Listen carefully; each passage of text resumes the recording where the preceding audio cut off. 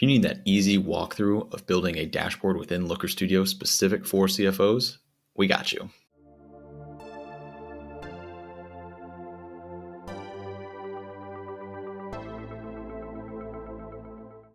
Hey y'all, I'm Jack Tompkins with Pineapple Consulting Firm, always trying to help small businesses become more data-driven. So today we're going to go through one of our favorite tools, Looker Studio. We use it for so many of our different clients and across industries, across C-suite levels and across roles and all this other stuff. It's a very, very powerful tool. I'll give you an overview of it. We're going to get you started with connecting some data, navigating through it, creating some initial visuals and minor elements to the dashboard.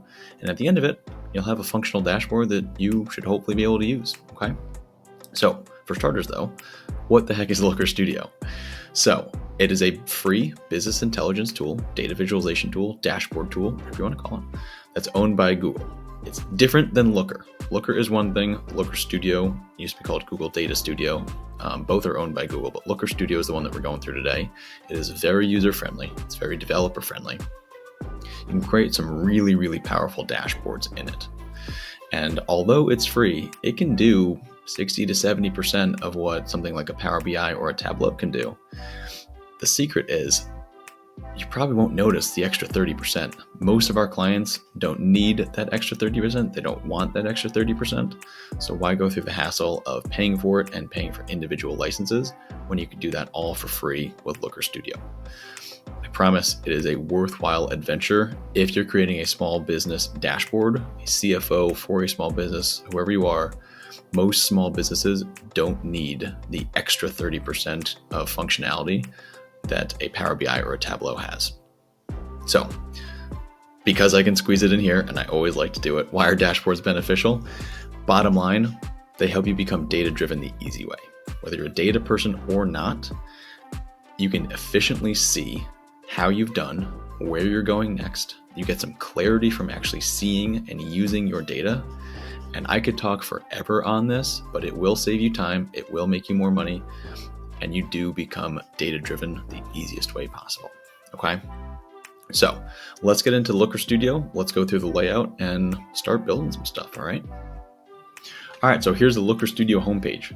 So you can do lookerstudio.google.com or just Google search it and it'll come up obviously pretty easily, make you log in, all that good stuff. But I've got a bunch of blurred out reports down here, of course, but you can get started by just doing a blank report right here and that'll get you on the right track. It'll bring up something that looks like this or once you connect to data initially, okay? So before we get into the actual connecting of data and stuff, let's walk through a finished example so you can see sort of the layout of Looker Studio and how everything functions. So this is a QuickBooks dashboard, but we are going to jump into these up here. So these are just some scorecards, as they're called in here. We've got a trend graph, we've got some breakdowns, we've got some sort of mixed graphs down here as well. We're going to create some of these. We're going to create a scorecard, we're going to create a trend graph, create a what I call a breakdown chart, but like it's technically just a horizontal bar chart. Okay. So if you click on anything, you'll notice that these pop up and populate, right? So we've got a setup panel and we've got a style panel. Over here, we've got data, we've got your metrics, your dimensions, you can create a field, create a parameter, all that stuff. 90% of what you need is going to be right here. And honestly, it's mostly in the setup and style. The only things that are outside of that are adding a chart, which is pretty easy. And then you can manage your added data sources. You can add a new data source. You can add existing, delete existing, any of that stuff. So what I love about Looker Studio is that you just look here. It's going to be the answer to 90% of your things. And if it's not there, it'll be up here. There's only so many places you can look, which is really, really helpful. So we talked about some of the elements that we're going to create. We talked about where to look for things, metrics, dimensions, creating a field, creating a parameter, and all that stuff. Okay, so that's the overview layout of Looker Studio. Okay, so let's go get some data. All right, so when you open a blank report, it'll produce something that looks like this, and it'll pop open, and obviously you don't have any data in the new report yet, so it'll ask you to connect to some data. Here's all of your connections. So a quick little walkthrough here. You've got Google connectors, which this will be a lot of what folks connect to, and it connects to non-Google products as well. Amazon Redshift, you've got a lot of MySQL type things, PostgreSQL is in here as well. There it is. So you've got a lot of options in here, and then they have this massive, forever growing list of partner connectors to get data from so many different sources. It's tough to find a data source that does not have a built-in connector. Some of these will cost money, but all of these ones from Google are totally free. So we're going to end up connecting Google Sheets, but we want some data, right? Again, this is a CFO dashboard. We need some financial data. So real quick detour from Looker Studio, we're going to go into a platform called Coupler. And Coupler, I'm already logged in here, but Coupler's homepage looks like this. And this is actually exactly what they do. They do turn complex data into simple reports. The thing that we use them for a lot is automating data flow, and specifically with QuickBooks, okay?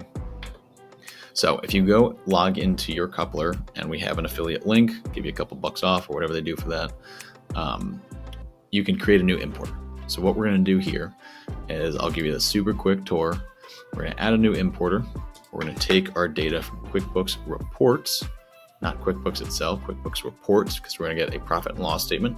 Both are good. We're just going through the report section to do things like profit and loss, balance sheet, cash flow, stuff like that. And then we're just going to save our data to Google Sheets, which will be more than enough. Now we save it to wherever. And then you're going to set it up. Okay. Onboarding this is fairly simple. You're going to log into your account. You're going to say, I want to pull the profit and loss report. And then you're going to go through and just follow the steps accordingly. And it is pretty straightforward, so I won't waste too much time on this video going through it. But we love Coupler. Again, our affiliate link is in here. So definitely give it a shot, and it will produce something that looks like this. So we've got, this is obviously some fake data, but this is how it comes through Coupler into Google Sheets.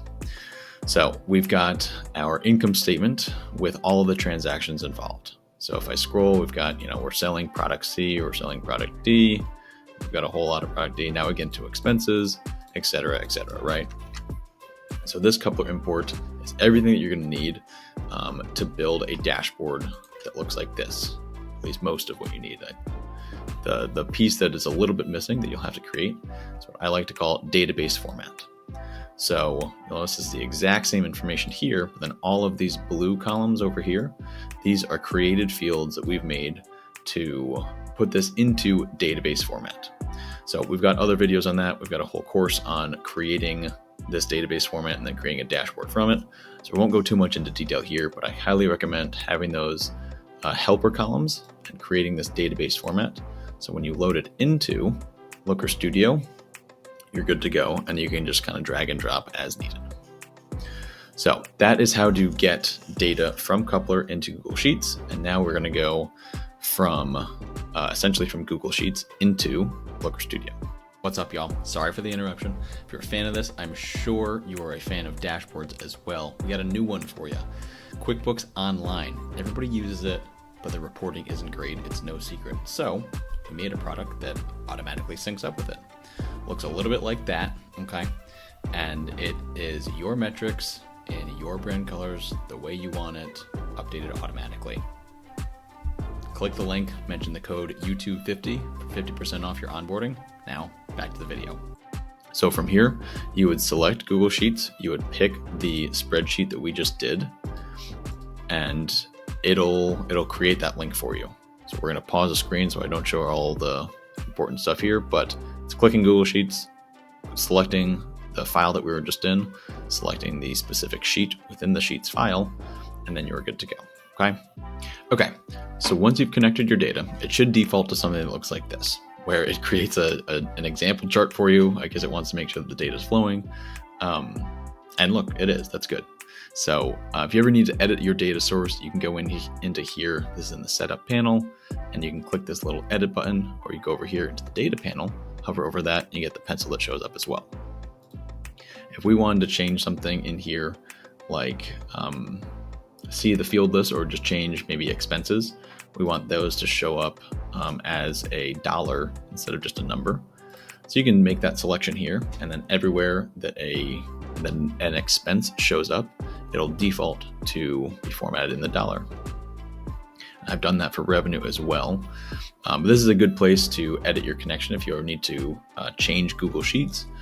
You can see the field list here. You can make new fields here. So there's a lot you can do within this, but this is basically just what does that data look like coming in from the back end. So now we're going to start creating some things. Okay. So first, we're going to create a scorecard. This revenue scorecard up here. All right. So I've got revenue as a column that is already coming in. And so if we go back to the example data, you can see revenue here. This is the coupler import again, and then these are our database format helper columns, as I call them. It is easier to do on the back end. I would say as a general rule, it's much easier to create things on the back end within the data source, as opposed to creating things like this in Looker Studio. You absolutely can do both, but most people are much more comfortable making an Excel or a Google Sheets formula, and it just saves a lot of time when you bring it into Looker Studio itself. So given that we've got that created, we're going to add a chart and do a scorecard.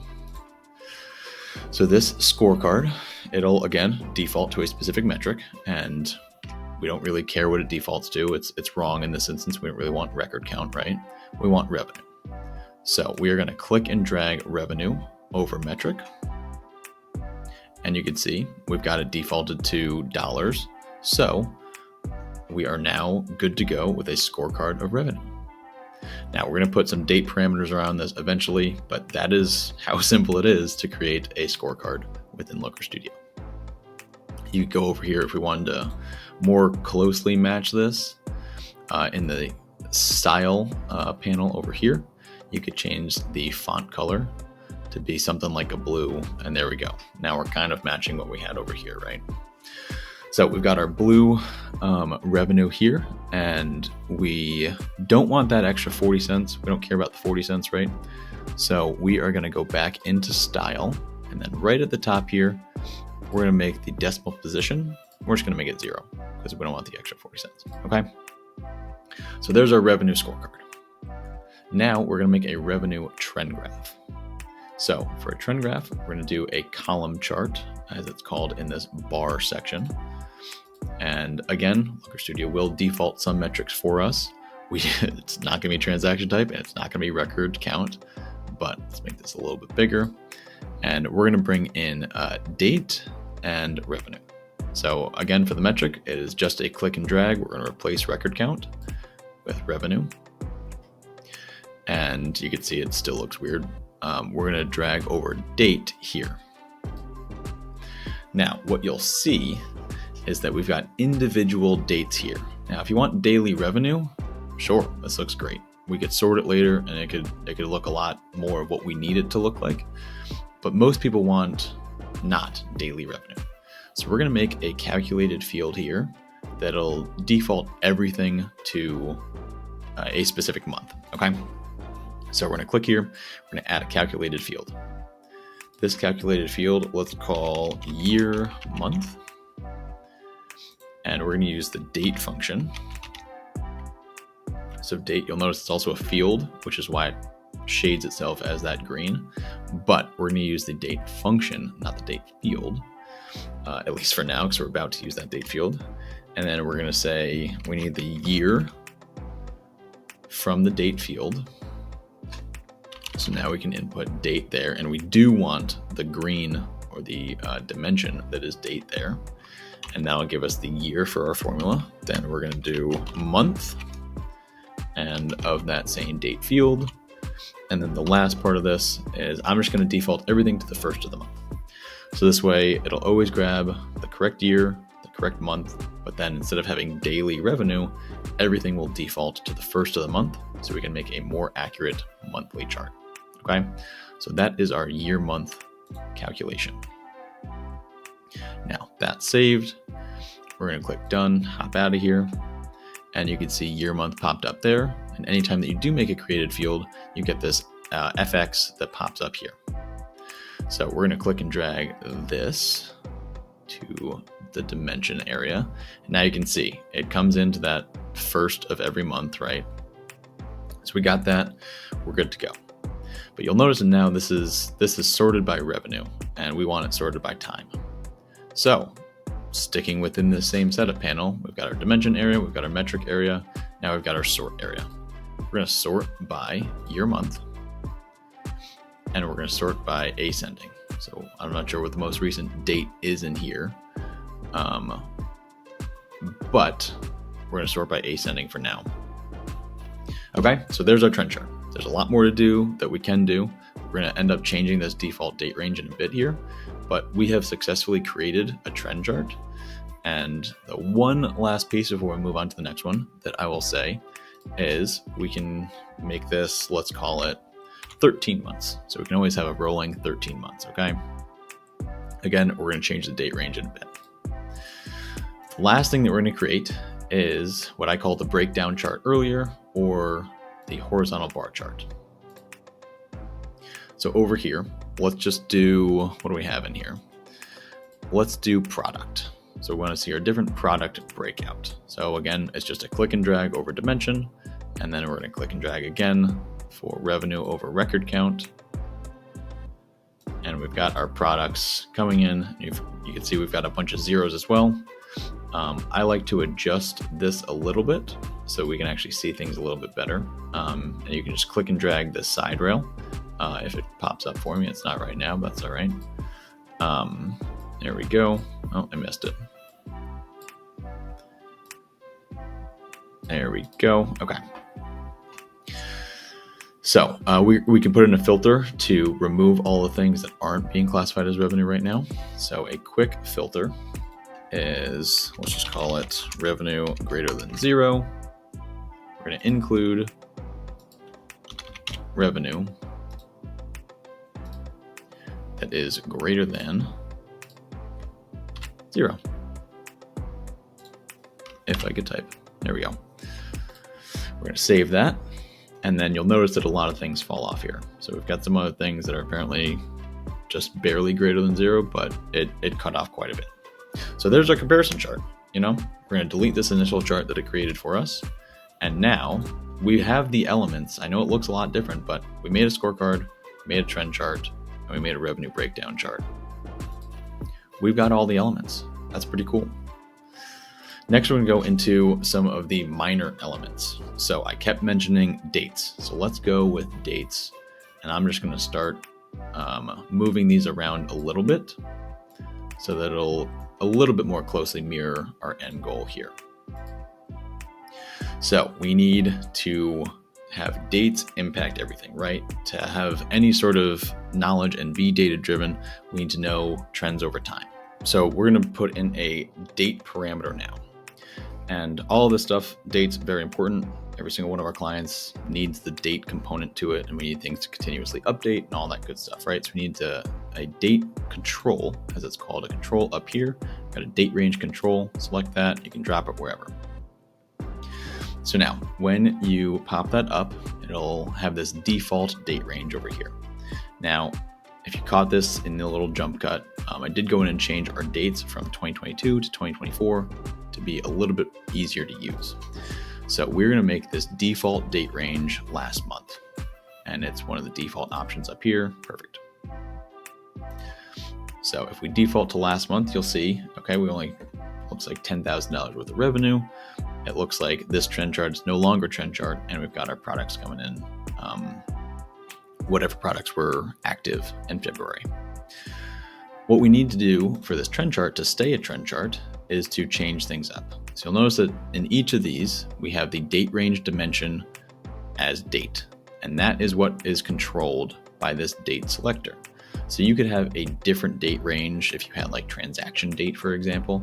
You could have different date range dimensions for each of these, and this one date range control will impact all of those, which is a very unique and very cool feature of Looker Studio, actually.